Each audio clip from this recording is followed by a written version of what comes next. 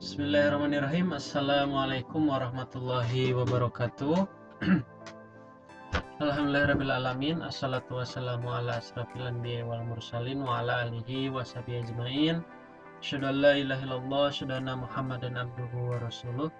Alhamdulillahirrabbilalamin. Anak-anakku sekalian, kita bisa bertemu kembali tentunya di salah satu mata pelajaran kesayangan kita, yaitu pendidikan agama Islam.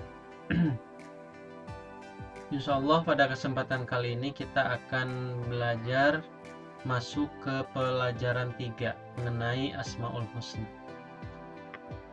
Mohon disimak terlebih dahulu ya. Memahami Asmaul Husna.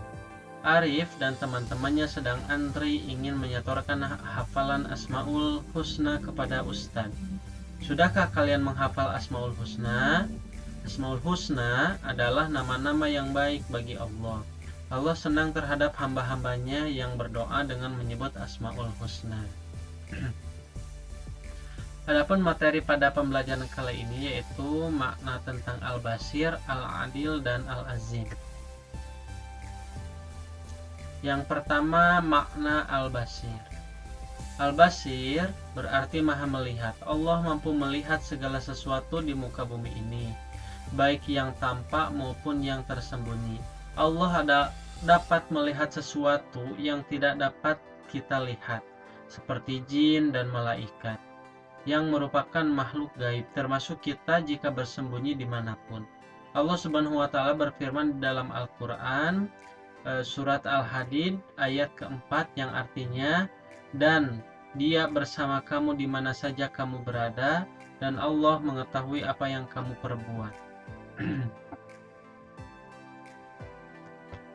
Ayat di atas menegaskan bahwa Allah memiliki nama Al-Basir sekaligus sifatnya.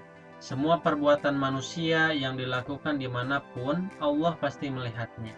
Ketahuilah bahwa tidak ada satu perbuatan manusia yang lepas dari peringatan Allah, dari penglihatan Allah.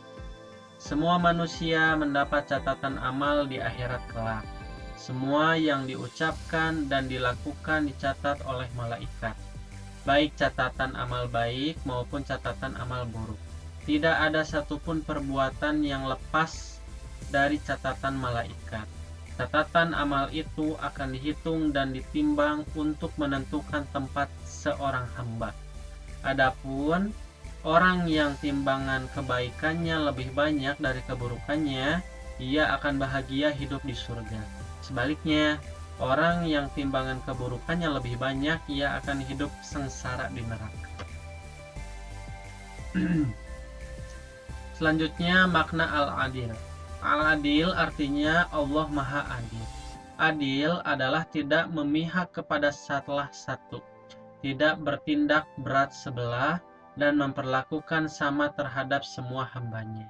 Wujud keadilan Allah adalah memberi pahala kepada hamba-hambanya yang taat, yaitu melaksanakan semua perintah dan menjauhi semua larangannya. Ketahuilah bahwa Allah juga berlaku adil kepada manusia yang melakukan kejahatan, sebab semua yang dilakukan manusia di dunia akan diminta pertanggungjawabannya di akhirat. Allah akan memberikan balasan berupa siksaan di neraka bagi manusia yang selalu berbuat jahat.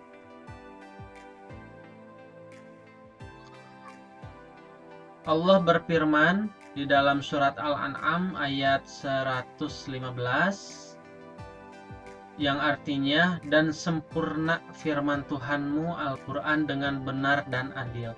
Tidak ada yang dapat mengubah firman-Nya, dan Dia Maha mendengar, Maha mengetahui. Lihatlah orang-orang yang taat beribadah, rajin berbuat kebaikan, dan berakhlak mulia.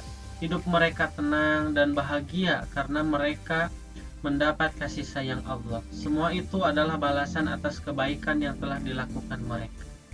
Orang yang berbuat keburukan juga mendapat keadilan Allah. Mereka akan hidup sengsara dan menderita karena melanggar larangan-larangan Allah. Buah dari perbuatan dosa akan membuat pelakunya tidak bahagia. Di akhirat nanti mereka mendapatkan siksa neraka. Selanjutnya makna Al-Azim. Al-Azim artinya Allah Maha Agung. Keagungan Allah tidak ada yang menandingi. Keagungan Allah meliputi alam semesta beserta isinya. Semua yang ada di dunia tunduk pada keagungan Allah semata. Keagungan Allah dibuktikan dengan kekuasaannya terhadap seluruh makhluk di dunia ini.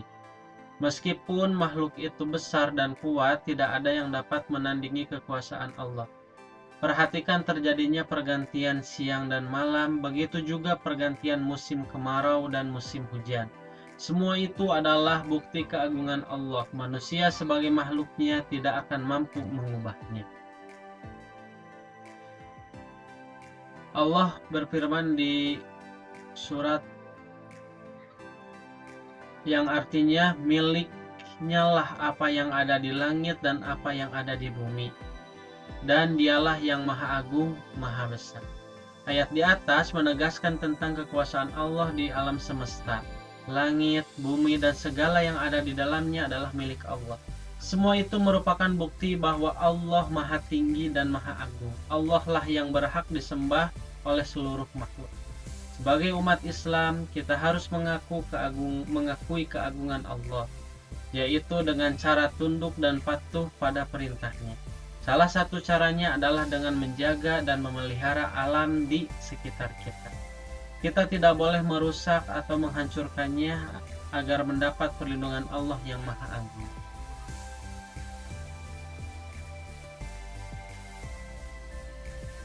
Mungkin itu saja yang dapat Bapak sampaikan pada kesempatan kali ini. Terima kasih banyak, semoga ilmunya bermanfaat. Amin. Bapak meminta maaf yang sebanyak-banyaknya apabila masih banyak kesalahan. Mudah-mudahan kedepannya kita jauh menjadi lebih baik kembali.